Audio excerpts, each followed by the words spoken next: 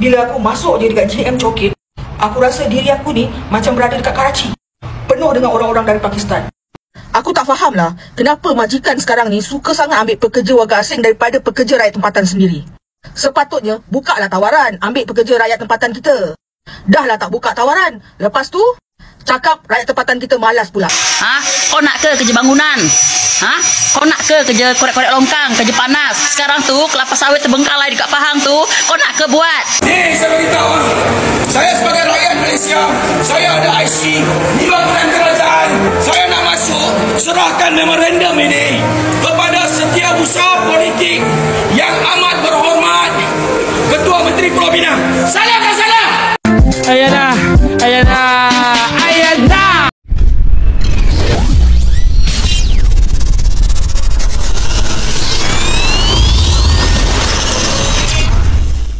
Sekarang ini, warga Malaides mulai panas dingin sendiri. Katanya negara maju, tapi kok sekarang warga asing yang makin berkuasa di tanah mereka? Coba lihat aja. Makin hari makin banyak video orang Malaides yang ngeluh di media sosial. Ada yang marah karena pendatang bebas jualan di pinggir jalan, ada juga yang kesal karena mereka naik motor sesuka hati, tanpa takut, tanpa malu. Yang lucu, warga Malaides cuma bisa ngomel di TikTok sambil bilang, "Nih negara kita, bukan negara depa." Padahal dulu mereka yang paling bangga nyebut negaranya aman, makmur, dan ramah dengan pekerja asing. Sekarang malah warganya sendiri yang ngerasa tersisih di negeri sendiri. Nilai 3 ni, banyak-banyak kedai Pakistan ni bila nak operasi ni, tak mustahil ramai pekerja-pekerja yang diorang gajikan ni padi. Kau tengok ni dekat nilai 3 ni, kau nampak tak? Ramainya orang-orang dari Pakistan, kan daripada Kashmir. Dah jadi tempat Karachi dah. Apa nak jadi? Aku rasa lah sekarang ni kan, polis trafik ke dah kena jaga dekat stesen minyak. Kau tengoklah ni, warga asing bawa motor ni tak ada pakai helmet. Suka-suka dia je tak pakai helmet bawa motor. Kalau orang kita ni dah kena saman dah kalau macam ni. Diorang berani langgar undang-undang Malaysia kan. Kau tengoklah tu. Bila kita tegur, diorang buat tak tahu je. Kita suruh pakai helmet, dia buat tak tahu je. Tak ada lesen ke tidak, tak tahulah diorang bawa motor ni. Ni dekat Melaka Duran Tunggal ni, dekat bandar-bandar Pekan pula tu. Ni lagi satu ni, dia boleh beli pula minyak pakai botol-botol macam ni. Kalau macam ni lah dibiasakan, senanglah dia jual dekat orang lain kan. Tengok mana ada diorang pakai helmet ni. Bawa motor ni dekat Durian Tunggal Melaka ni. Siap beli minyak macam ni kan. Senanglah diorang nak seludup ke, nak jual-jual ke orang ke kan. Buat bisnes minyak ke kan. Nampak tak ni? Ni pun mana ada pakai helmet, kau nampak tak? Macam manalah stesen minyak ni boleh biarkan. Songkok, ada yang jual buah. Tu macam ni boleh pula jual sirih, tak payah lesen ke? Ini di PKL tidur ke? Tak buat kerja. Warga asing berumah Raja Lela. Ambil saja daripada negara jiran kita, Indonesia, itu lebih baik. Gejala sosial dibawa oleh Bangladesh ini terlalu keras. Berbeza dengan Indonesia menghormati penduduk tempatan. Boleh penata Arab.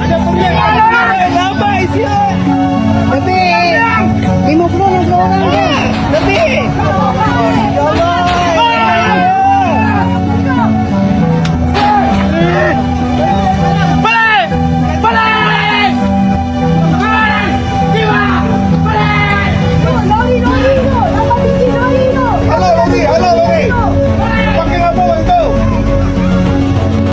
Kota Raya ni, Kota Raya Kuala Lumpur ni macam apa semua muka-muka Bangladesh. Warga asing membayar jela, Bangladesh semua buat kerja niaga.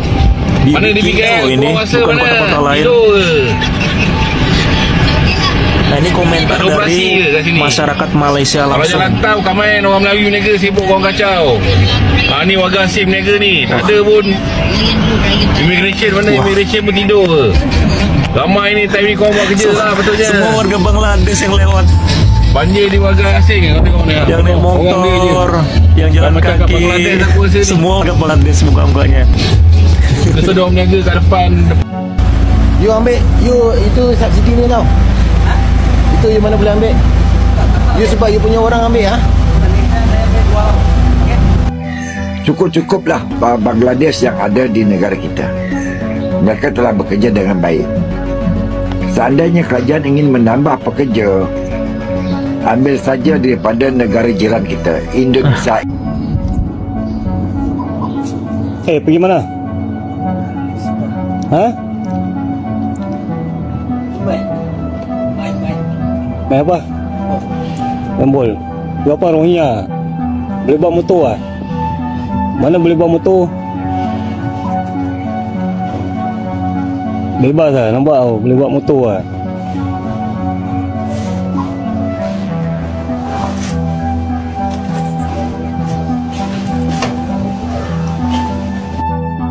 Dia macam main motor pun boleh bebas atas jalan raya lah, nampak?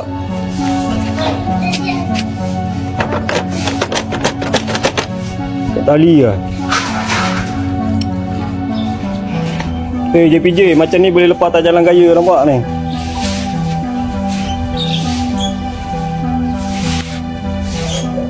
Bagus lah. JPJ kata buat operasi sana sini kan.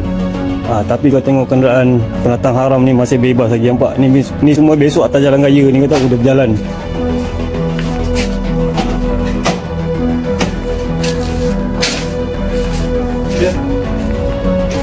Semua motor orang.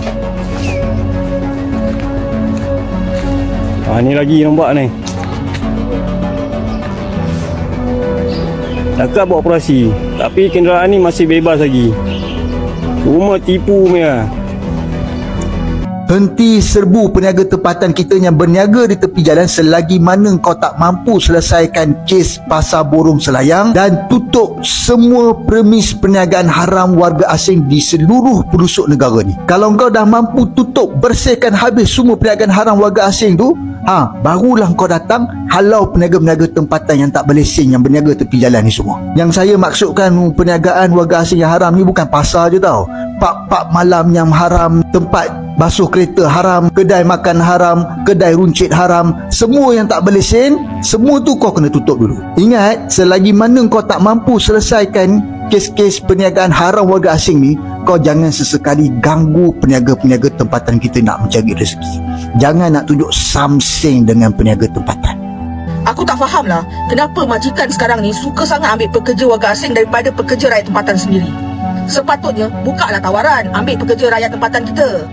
Dah lah tak buka tawaran, lepas tu cakap rakyat tempatan kita malas pula, asyik MC, asyik cuti-cuti. Susah lah macam ni. Macam mana rakyat tempatan kita nak maju kalau semua majikan pilih-pilih, asyik nak ambil pekerja warga asing je? Korang tengoklah video ni. Kalau zaman dulu kerja-kerja catering macam ni, ramai anak muda kita buat part time. Dapatlah sehari 100 hingga 150. Tapi sekarang korang tengoklah, sampai catering pun diorang ambil warga asing. Kenapa?